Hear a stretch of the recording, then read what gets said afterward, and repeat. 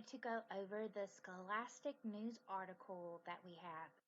This one came out on March 30th, and you all can go and look at it too on Scholastic News, SN3.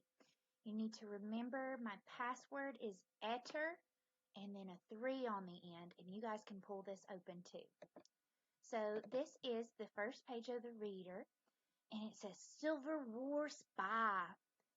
Learn how one woman risked everything to help keep the United States together. So we'll turn over to the next page. Wow, that's a lot of stuff on here. All right. Before we do that, let's look at the words to know that will be in this book or in the story. We've got reunite, reunite. Kara and her dog were reunited by a neighbor who had seen Kara's missing dog poster. So the word reunite means we're going to bring together again. We have this word captured,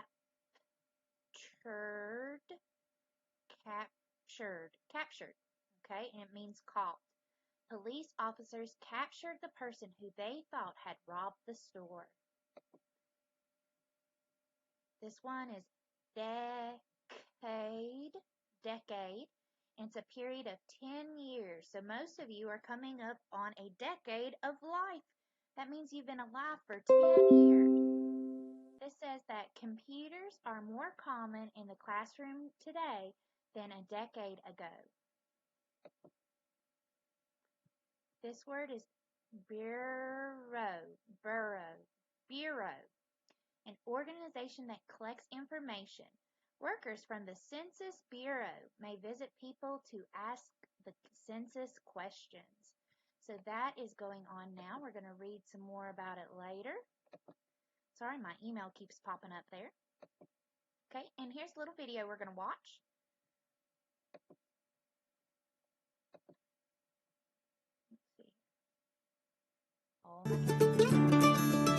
America's Civil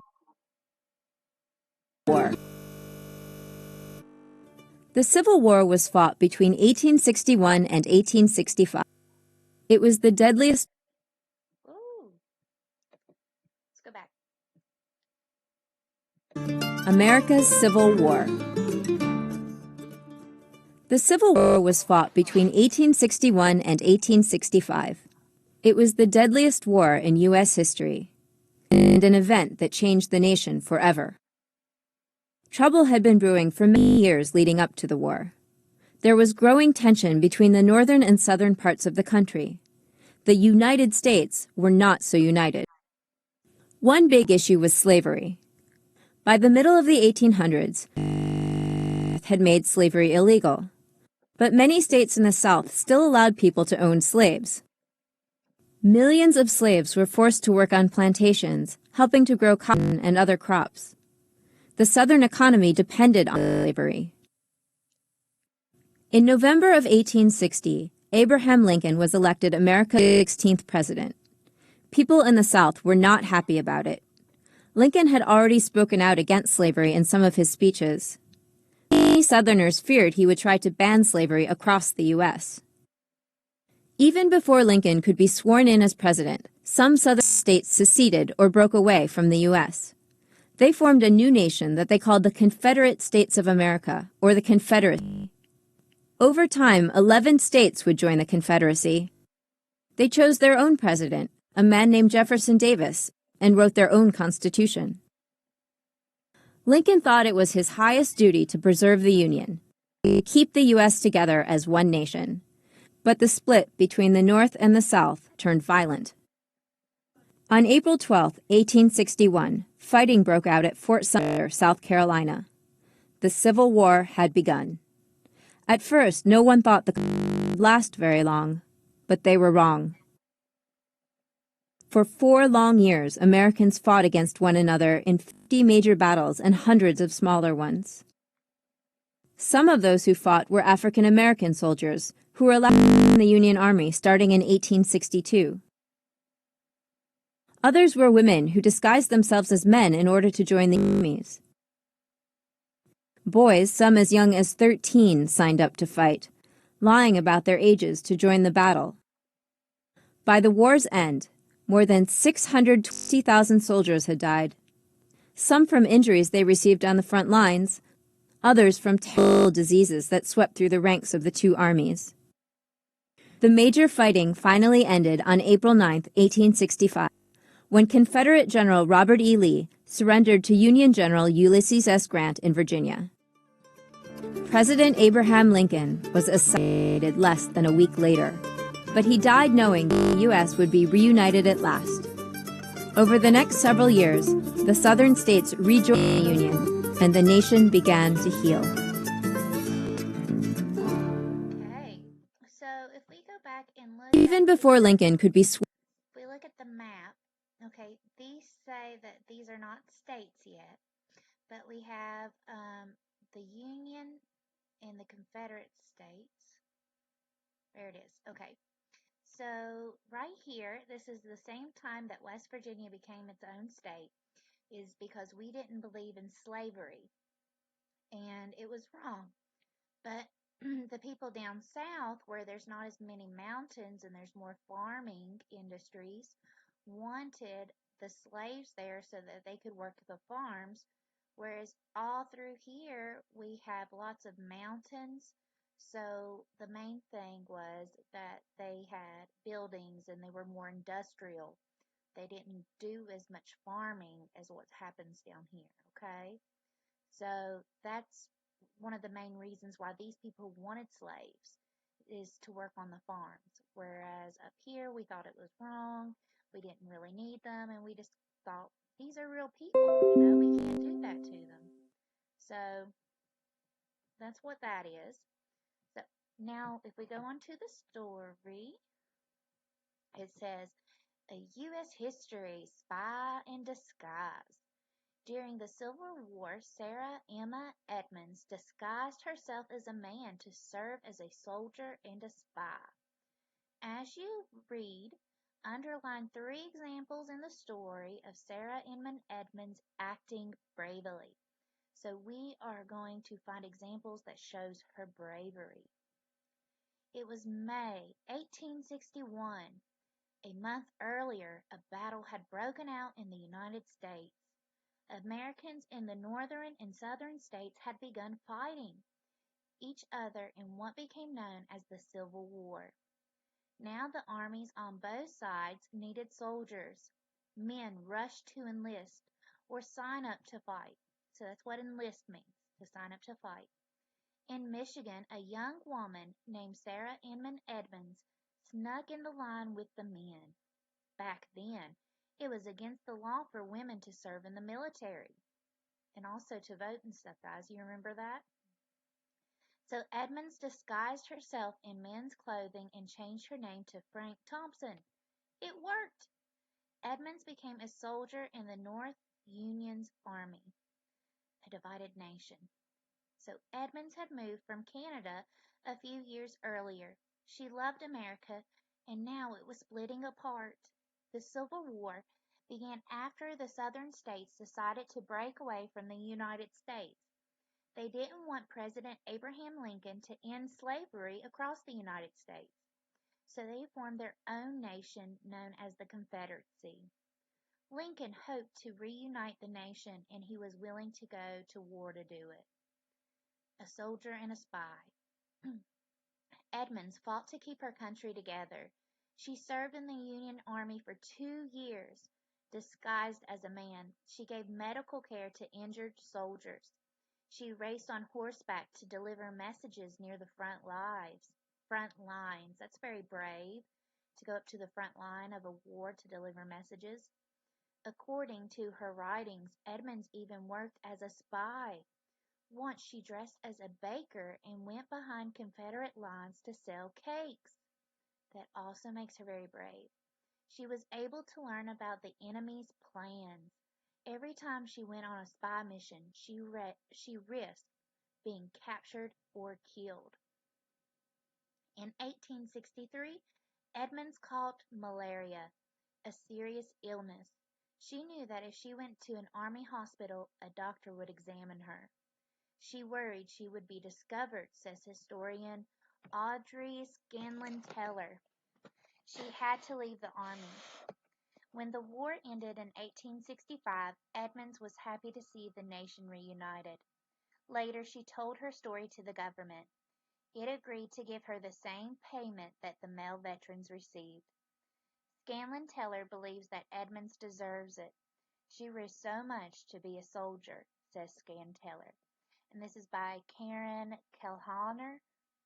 And you can see the Confederate flag down here. And we have the Union flag here. And on the map, it said that Edmonds was involved in several big battles in Virginia. Was it a Union or Confederate state? So here's Virginia. Is this a Union or Confederate state? So we go on the key and we can see that the Confederate states are purple.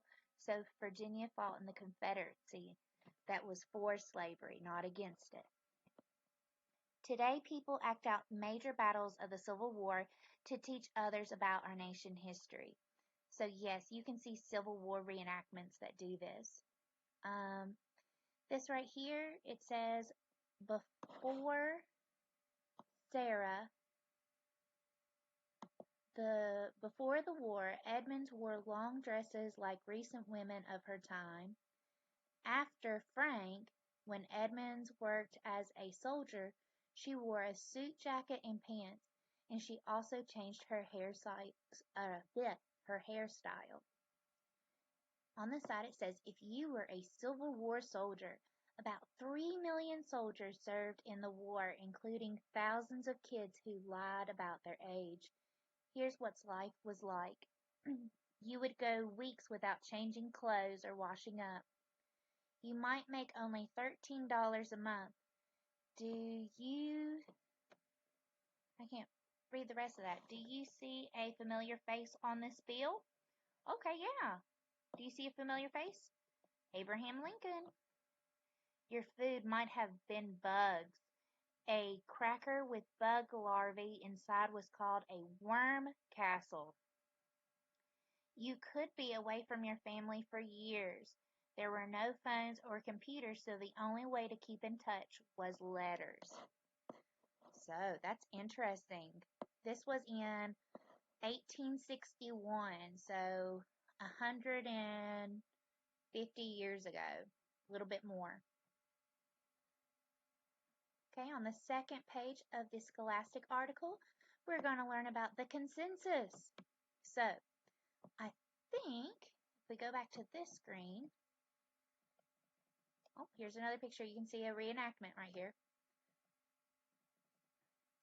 Go down. So, we have a consensus challenge.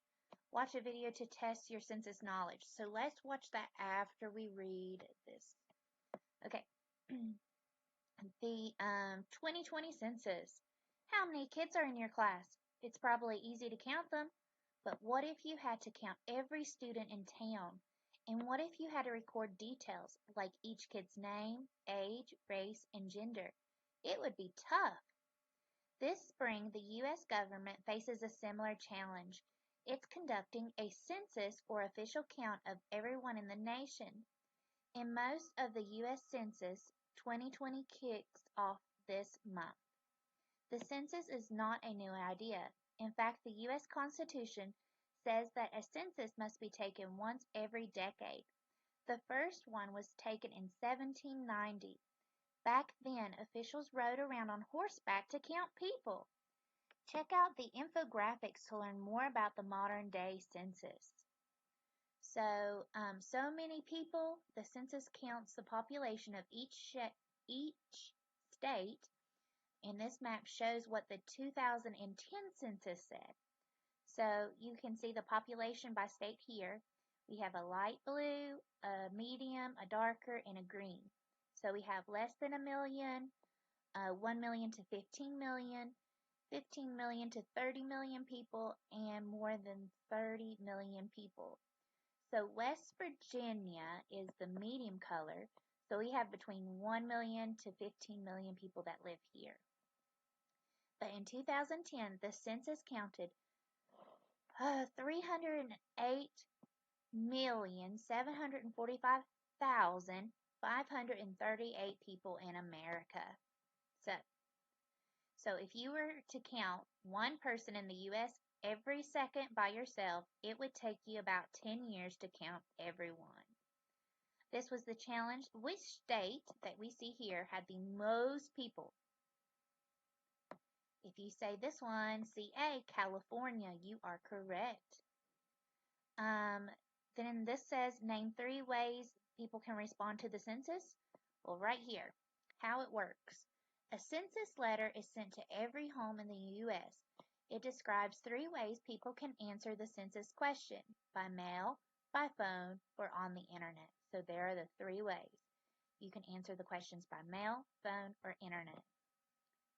Next, reminders are sent out if people don't answer. A Census Bureau worker visits them to ask them the census questions.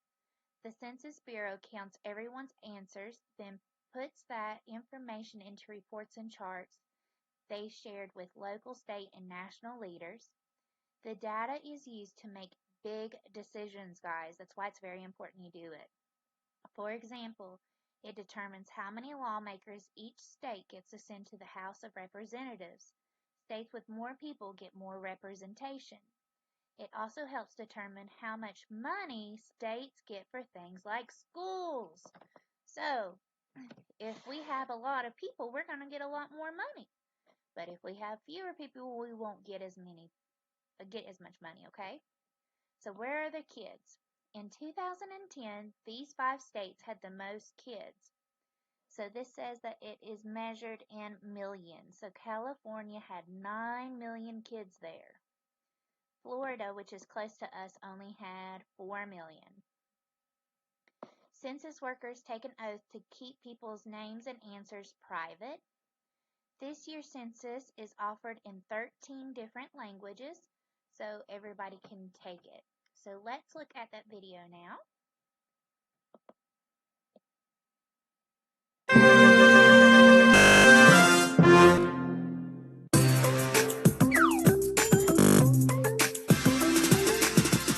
Hey, it's Kelvin, and I'm here today to test your knowledge of favorite thing, the 2020 census. Now, what's the 2020 census? Well, it's when the U.S. Census Bureau counts everyone who lives in the U.S. and its territories. First question. In what year was the first U.S. census conducted? Was it 1720, 1850, or 1790? If you said 1790, then by George, I think you got it. And by George, I mean George Washington, who was president during the first census. Yeah, my jokes will get better. Maybe. The 2020 census begins in the spring of 2020. So, here's your next question. How often does the U.S. Census Bureau count the entire population of the country? Every year, every 5 years, or every 10 years? Here's a hint. I was still in diapers during the last count. No, not 5 years. You think I was in diapers at age 7? Very funny. The answer is every 10 years. By the way, that's why they call it the decennial census. Because you know, decennial literally means something that happens every 10 years. Okay, moving on. About how many people did the U.S. Census Bureau count in the U.S. in 2010? Was it about 209 million, 309 million, or 509 million? The answer is about 300 million. And, fun fact, of that number, 100 million lived in just 4 states: California, Florida, New York, and Texas. That's a lot of people. Okay, now listen carefully to this one. According to the U.S. Census Bureau information, households in the U.S. had a computer at home in 2017. Keep in mind that smartphones count as computers. Was it about 50%, 70%, or 90%? And the Census Bureau's American Community Survey says about 90%. True or false? Census responses help inform how more than $675 billion in federal funds are spent in states and communities every year. Really? You think it's that much money every year? It is! Ding, ding, ding! This money is used to help make schools, fire departments, and hospitals in your community. It helps build roads. It helps with housing. Well, the point is, it does a lot of stuff.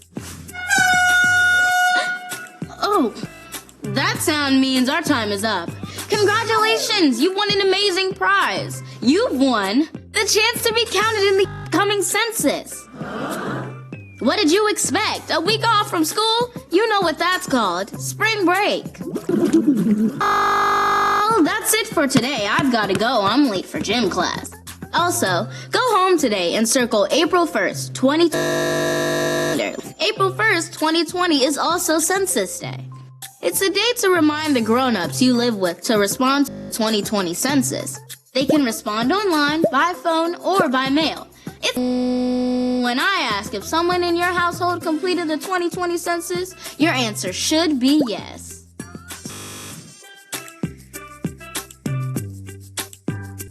Okay, so today is Census Day, so we need to remind our parents to fill out the census because it's very important. Okay, and these are the next articles that we're going to read that are in our Scholastic magazine. We have, is this the Triangle of Doom?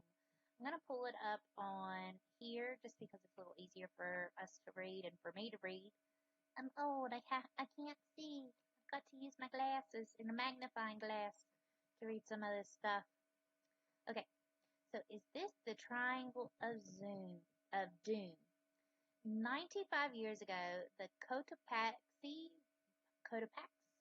something vanished. The giant ship with a crew of 32 men had set sail from South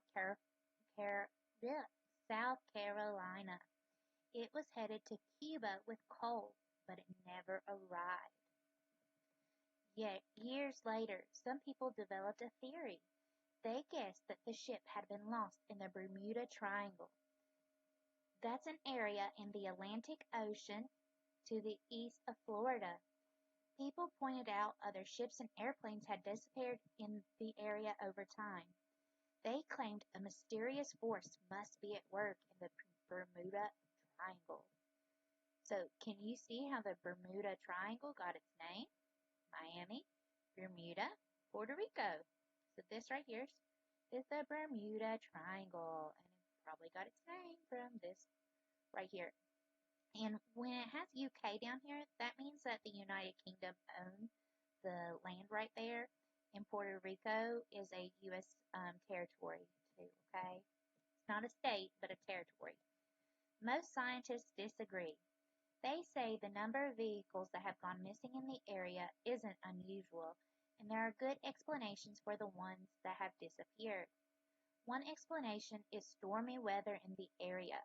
Powerful waves and winds can throw ships off course and even sink them. A recent announcement supports this view. Scientist Michael Barnett identified the wreck of the Cotopaxi. It sank off the coast of Florida, more than 300 miles from the Bermuda Triangle. Divers found clues to help prove why the ship went down. It had broken parts that made it sink in a violent storm. It is very satisfying to be able to put a real explanation to what happened, Barnett told reporters. In 1918, the USS Calyptus was the largest ship in the United States military. It disappeared in the Bermuda Triangle.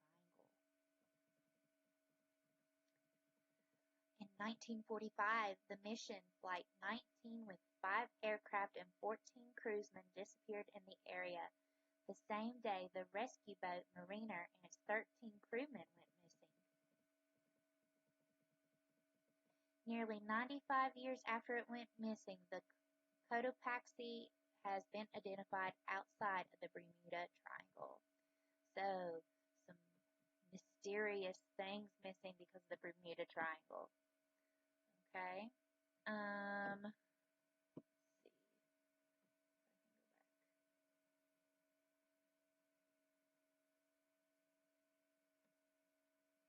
Okay.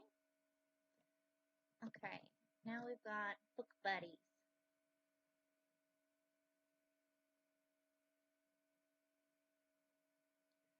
Oh, look how cute.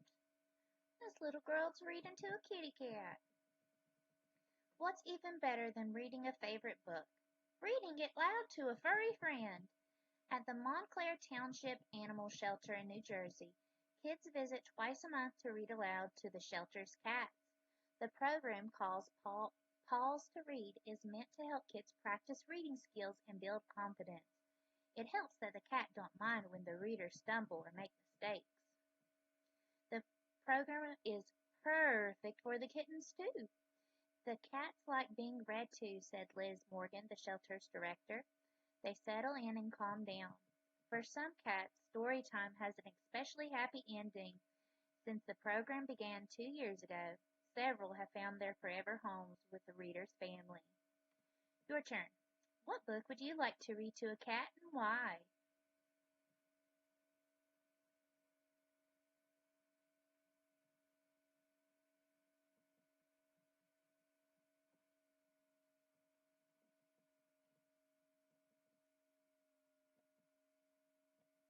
Okay, and the last one is A Crystal Cave.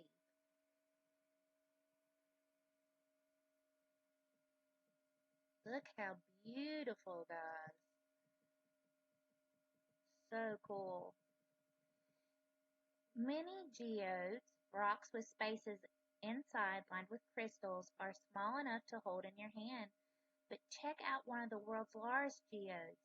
It's big enough for several people to stand inside. The giant pulpy geode was found in 1999 in an underground silver mine in Spain. Experts have been studying it. They think it formed as much as 2 million years ago when the rocky mine area was filled with hot water. When the water evaporated, it left behind minerals. These minerals stuck to the rock and formed crystals. So this is a geode that this kid is holding. How is it different from the one in the earlier picture? Well, it's much smaller, isn't it? The crystals aren't as large here. So that's really cool. And the last page on here has some questions and stuff about the nation. And because it's so small, I don't know that I can zoom into it. Oh, I can. Cool. Okay.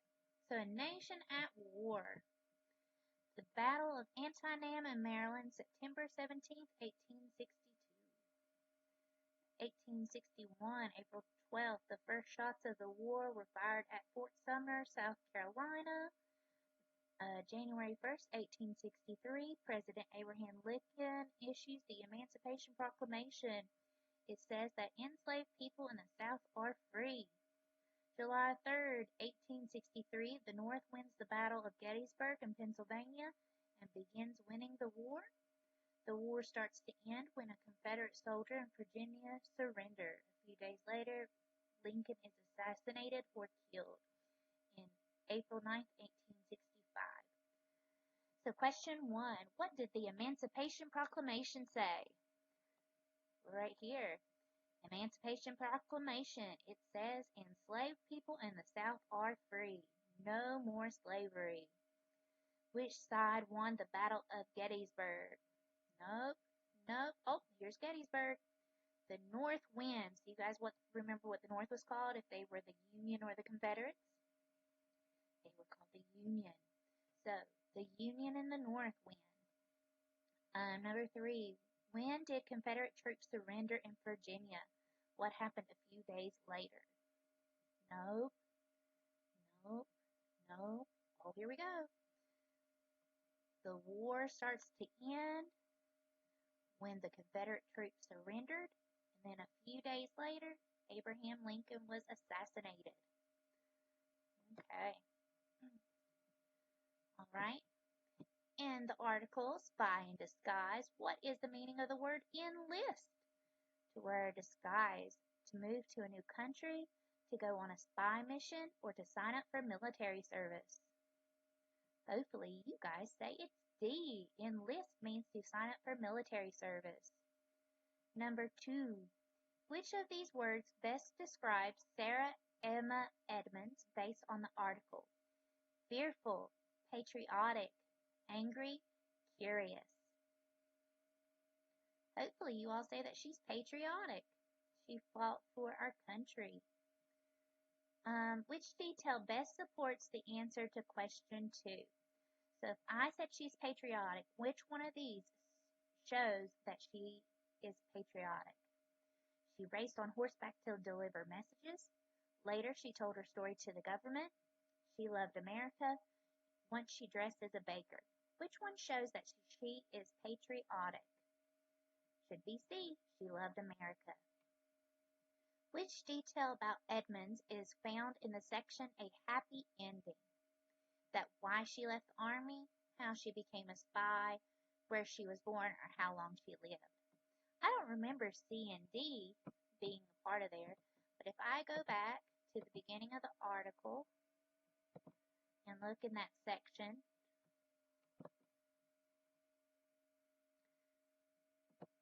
it was a happy ending. She caught malaria. But when the war ended, she was happy to see the nation reunited. She got the same pay that other people did. So let's go back to the question. Okay. It was why she left the army, how she became a spy, where she was born, how long she lived. Should be A, why she left the army. And that was because people would have found out that she was a woman. Okay, all about the census. The U.S. Constitution says that the nation must take a census every year, 5 years, 10 years, 100 years. 10 years. That's the answer, 10 years. The purpose of this article's map is to show America's biggest cities, the state's population, the location of the U.S. Census Bureau, or the size of the U.S. in 1790. So let me go back to that page a minute and you can look at the map. All right. So what is this a map of? Oh, let's look at the key. What does it say? Population by state. So the question is, the purpose was to show the state's population. And good job, guys. We have finished the Scholastic article. So you guys are good. All right. I just wanted to go over that with you because I know that we have the census coming out, and some of you have sent me messages saying you were bored. So I thought maybe you would enjoy this and learn a little bit of history and stuff with it. Again, if you guys want to see this article or other articles here, you can. You just have to log in and type in EDITOR 3 to explore this issue and the other issues on here, okay? They're all right there. Bye, guys, and I'll talk to you next time.